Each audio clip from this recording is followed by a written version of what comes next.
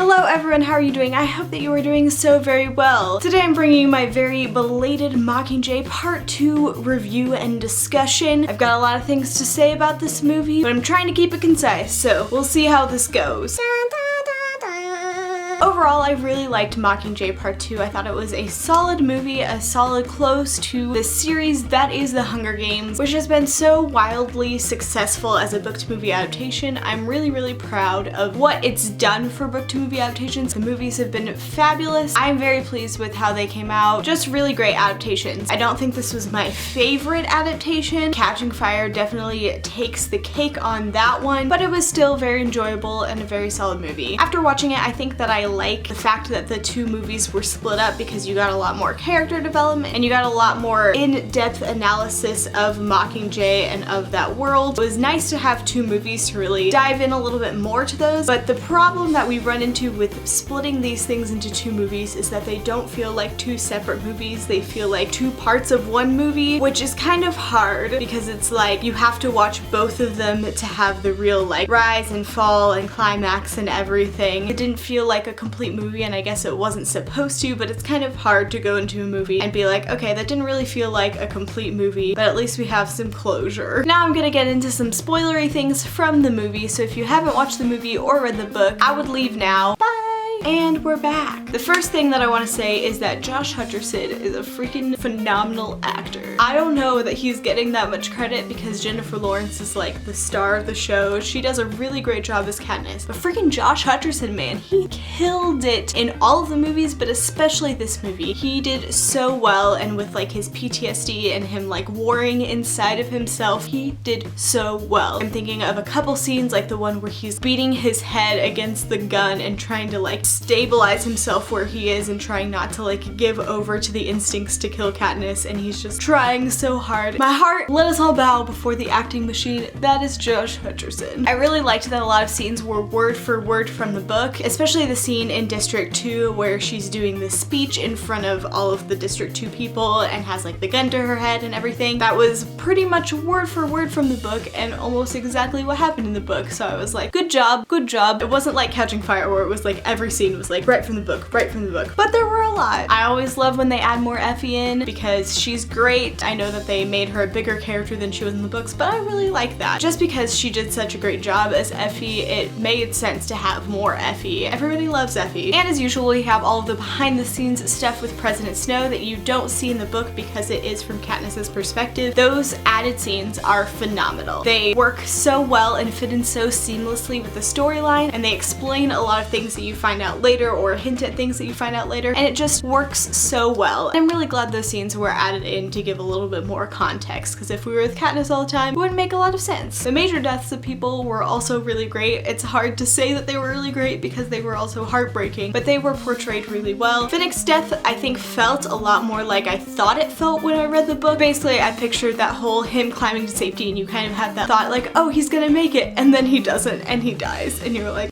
But there's a lot more of that in the movie than there was in the book. A lot more of feeling like maybe he's gonna make it and then he doesn't, and it's heartbreaking, but so well done. Same thing with Prim's death. It was almost exactly like it was in the book. They had that moment where her and Katniss saw each other and then she dies. There are a lot of scenes that were shortened or just changed a little bit, specifically the zombie lizard scene. It was not drawn out as much as it is in the book, and I appreciate that because it's just such a long scene in the book. They go back and forth and you're like, okay, when is this gonna end? Though the actual lizard people were a little bit too much like zombies for me. They felt more like zombies than like lizard people, but they kind of were like lizard people. I don't know if I like them or not. I have a lot of mixed feelings about the lizard people. Zombie lizard people, whatever. The whole part where Katniss shoots President Coin at the very end, you could really feel her inner struggle. Thinking about President Coin, thinking about President Snow, thinking about the whole trap and Prim getting killed. You could see that inner struggle happening, even though you weren't reading it in her head like you are in the book. The whole part with Katniss screaming at Buttercup just broke my heart, and it was just so so sad. It was really where you saw a lot of great Jennifer Lawrence acting, but a lot of broken-hearted Katniss as well, because you don't see that a lot. You see a lot of her trying to be strong and trying to be there for people, but she really gets to break down in that moment. Very sad, but very well done. The ending was precious with Katniss and Peeta and their kids. My heart, I can't deal. So good. And then we're at the end of the series. Real emotional. So sad, but so good. Such a good journey. So now we're gonna go into the things that I missed. So anything from the book that didn't make it into the movie, I kind of understand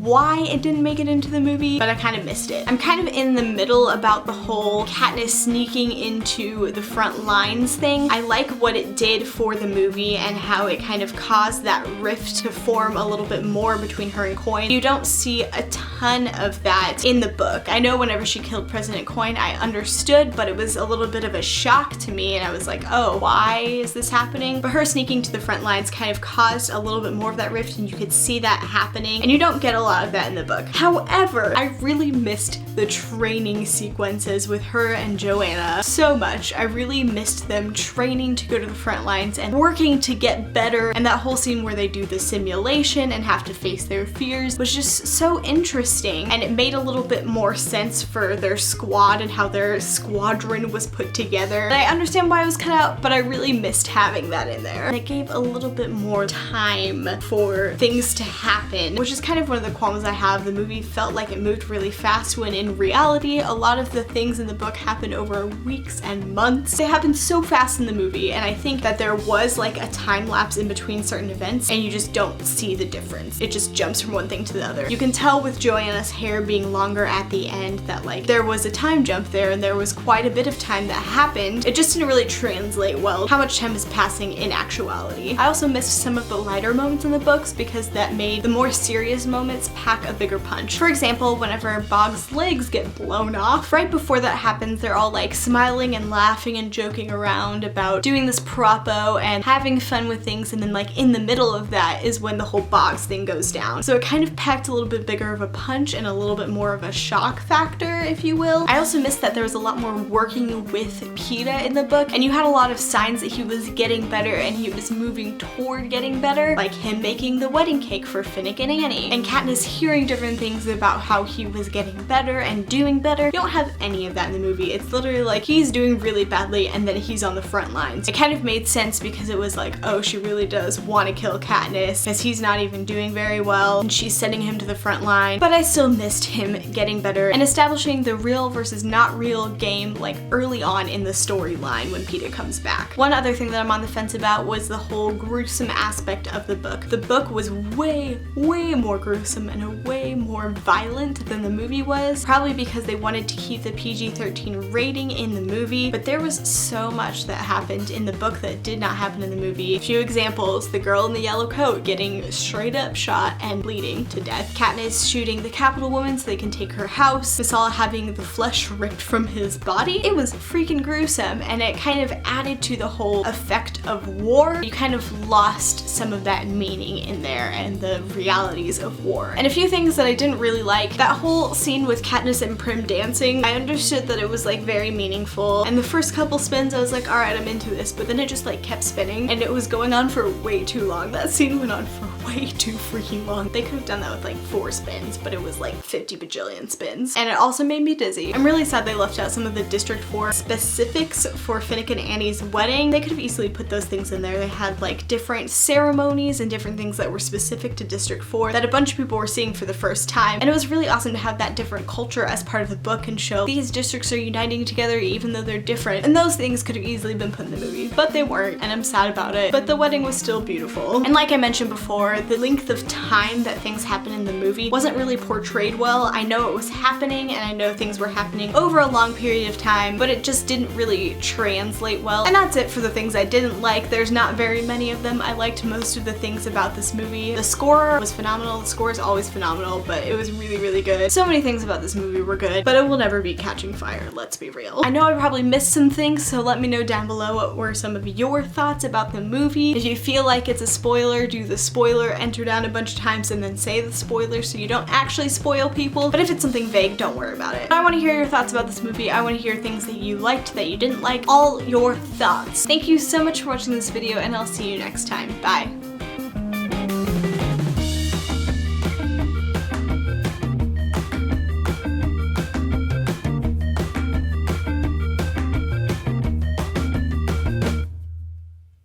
However,